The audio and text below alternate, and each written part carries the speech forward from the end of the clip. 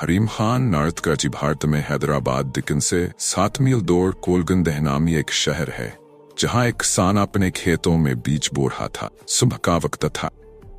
इलाके का नवाब बसीर करता हुआ वहां से गुजरा। किसान को मेहनत से काम करते हुए देखकर नवाब ने सोचा कि किसान से इसकी खैरियत दरियाफ्त करनी चाहिए।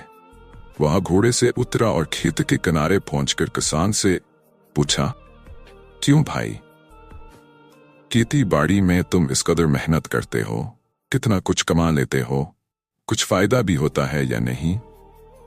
किसान ने सर उठाया और नवाब से कहा, फायदा क्या जनाब, फसल कटने के बाद इसके 4 हिस्से कर लेता हूं। नवाब ने फिर पूछा, अच्छा तो इन 4 हिस्सों को खर्च कैसे करते हो? किसान ने जवाब दिया, एक हिस्सा तो हुकूमत के टैक्स में चला जाता है, दूसरा हिस्सा कर्ज चुकाने में खत्म हो जाता है, तीसरा हिस्सा उधार देता हूं और बाकी चौथा हिस्सा यूं ही लुटा देता हूं। नवाब को किसान की ये अजीब और गरीब बातें सुनकर बहुत ताज्जुब हुआ। हैरत से पूछा, तुम्हारी बातें मेरी समझ में नहीं आई, साफ साफ बताओ, तुम कर्ज चुकाते भी हो और देते भी हो। ऐसा कौन सा कर्ज है जो हर फसल पर अदा करते हो और फिर भी खत्म नहीं होता? और वो कौन है जिसे तुम हमेशा कर्ज देते हो और फिर 1/4 रकम तुम यूं ही उड़ा देते हो? किसान ने जवाब दिया, जनाब, बात दरअसल ये है कि मेरे वालिद ने एक साहूकार से रकम उधार ली थी।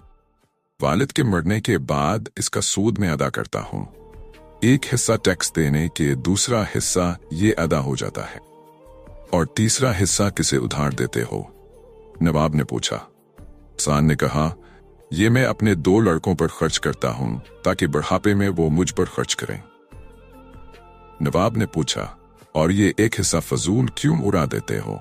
किसान ने कहा, मेरी एक लड़की भी है। आपको पता है कि आजकल जहीज के बिना शादी नहीं होती और जहीज एक फजूल रस्म है।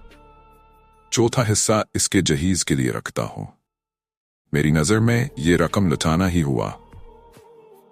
नवाब इसकी मदलिल गुफ्तगू से बहुत मुतासिर हुआ और एक बड़ी रकम इसे इनाम के तौर पर देकर